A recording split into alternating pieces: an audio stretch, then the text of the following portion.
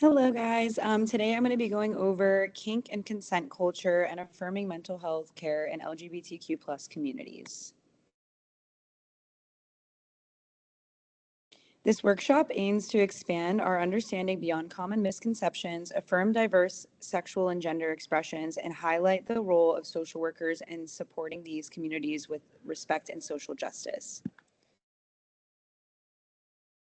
The topic outline for my presentation is going to go over what kink and consent culture mean within the LGBTQ plus context, how kink has been pathologized and how we can depathologize it, affirmative approaches to mental health care for LGBTQ plus kinksters, how power and privilege and social identities intersect with kink, how social justice implications and practical skills for social work practice.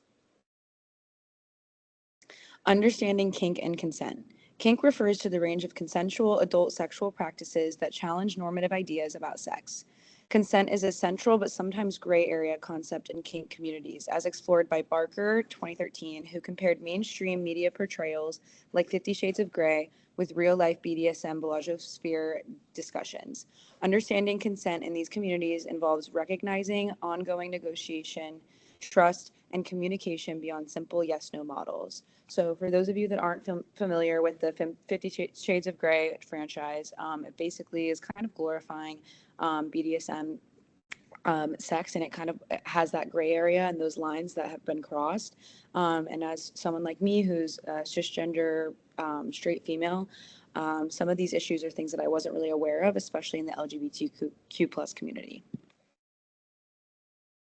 So depathologizing kinks. Historically, some kink practices were pathologized as mental health disorders. Wright, 2010, argues that depathologizing consensual sexual sadism, masochism, fetishism, and related identities, reminding us that these behaviors, when consensual, are not pathological but expressions of sexual diversity. The depathologization is essential to reduce stigma and affirm LGBTQ plus clients who engage in kink. Affirming mental health care. Special and Cambat propose a strengths-based social justice approach to mental health care for LGBTQ plus kinksters. They emphasize affirming clients' identities, recognizing systematic marginalization, and supporting resilience. For social workers, this means providing culturally competent care that validates kink as a part of identity rather than something to be fixed. So again, this is like a really important thing for social workers to learn about, especially someone like me who would identify myself as an ally. I need to still be educated and not just an ally of the group. Professional counselor perspectives. So Williams of 2014 highlighted that counselors must understand kink culture to provide ethical and effective care. This includes being aware of community values like consent, respect, and non-judgment, and challenging personal biases. Social workers can learn from these principles to foster safe, inclusive, and therapeutic environments. So again, like this is really important for us to learn about, especially if you started with this course not really knowing a lot about this community. As I was one of these people, I really didn't have a lot of knowledge regarding the LGBTQ plus community other than the fact that they are a marginalized group. So learning about different things like kink and consent has been really interesting and I think really important to me in my career. Intersectionality and consent-based performance. Kitchens of 2023 discusses how queer kink culture intersects with other identities and performance, exploring consent not just as a legal or ethical requirement, but as a dynamic and ongoing relational practice. This intersectionality reminds us that kink experiences are shaped by race, gender, class, and more, important for social workers to consider in assessments and interventions. Power, privilege, and social identities. Kink communities challenge dominant norms about sexuality and gender, often confronting power imbalances related to heteronormity, cisnormity, and ableism.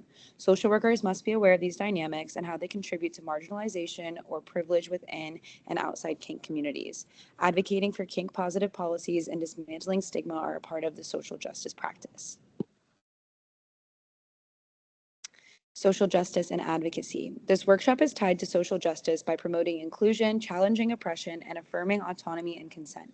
Social workers are called to act as allies by educating themselves, advocating for kink positive mental health services, and supporting policy changes that protect sexual and gender minorities. So again, like I said, it's saying that we're to act as allies, but it's also really important to stay educated. So as much as you can just be an ally of the group, which is important, you do still need to be able to have up-to-date knowledge on all of these different sections of the community. Workshop goals and skills. By participating in this workshop, you will develop skills to integrate affirmative approaches to kink and consent in clinical and community settings. You will learn to identify and address social marginalization and impact on LGBTQ plus kink practitioners' mental health. These competencies enhance ethical practice and improve client outcomes by respecting sexual diversity and autonomy. In closing, understanding kink and consent culture within LGBTQ plus communities is vital for culturally competent, social justice-oriented social work practice. It broadens our perspectives on sexuality, challenges stigma, and affirms the rich diversity of human experience. Thank you for engaging with this important topic. And these are my references I used. And thank you for listening. I hope you liked my presentation.